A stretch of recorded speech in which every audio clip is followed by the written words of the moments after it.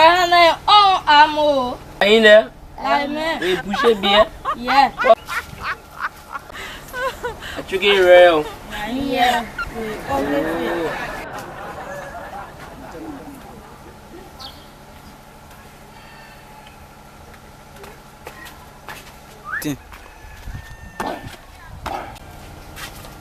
Hey, hey, hey!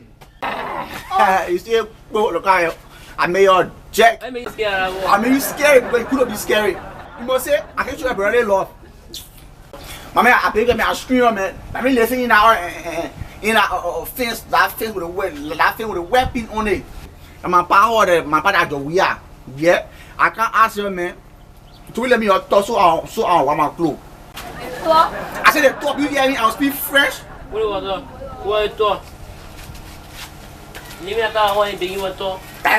The Bible say you must love your neighbor as yourself. I can't show you very love like bad thing I do. So I love you, so I can't beg you. You can talk, man. What president son are you? You can like it. You can say whole president daughter at the same thing. Oh,